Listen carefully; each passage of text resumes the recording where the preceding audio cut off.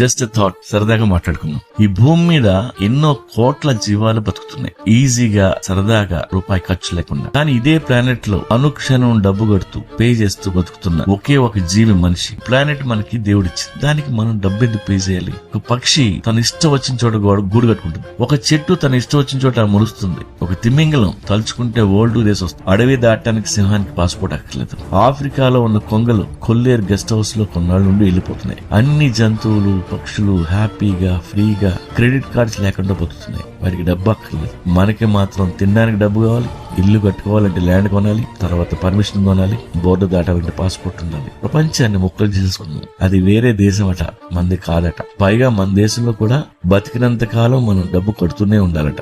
ఆఖరికి మన సమాధికి కూడా మనమే పే చేయాలట. దారుణం కదా. ఈ పేమెంట్ సిస్టమ్ వలన ప్లానెట్ అర్థమే మారిపోయింది. ఇది హోమ్ కాదు, లాడ్జ్. మిగతా జీవులన్నిటికీ మాత్రమే ఇది హోమ్, మనకి మాత్రం కాదు. ప్రతిరోజు రెంట్ కోసం మనం ఇక్కడ బతకాల్సిన అందమైన క్షణాలు అమ్ముకుంటున్నాం. ఎందుకు పని చేస్తున్నామో ఎవరికి తెలియదు. ఒక మూమెంట్ ని ఎంజాయ్ చేసే టైం లేదు, ప్రపంచం తిరిగే టైం లేదు, ఒక రాత్రి అంతా వెన్నెలు చూస్తూ కూర్చునే టైం లేదు. ఉరుకులు పరుగులతో డబ్బు కోసం పరిగెడుతాం. ఆ పరుగు ఎప్పటి వరకు? చచ్చేంత వరకు. దేవుడు మనకి అన్ని ఫ్రీగా ఇచ్చాడు. ఇక్కడ ఉన్న ప్రతి పర్వతం, ప్రతి సముద్రం, ప్రతి అడవి మందే. ఆ ఇసుక తిన్నెలు నీవే, హిమాలయాలు నీవే. కానీ మనం ఏది ఎంజాయ్ చేయడం. We're missing the whole experience. మనిషి మైగ్రేషన్ లో బతికిన రోజులే మంచివి. అగ్రికల్చర్ నేర్చుకుని స్థిరపడ్డాడు చూసారా, అక్కడ నేను దారి తప్పాడు.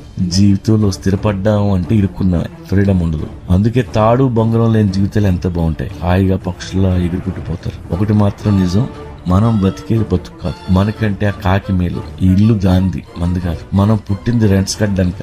మళ్లీ జన్మ ఉంటే మనిషిగా ఇంకొకసారి పుట్టించొద్దని దేవుని మొక్కుకుందాం. We need a home, not a LADS.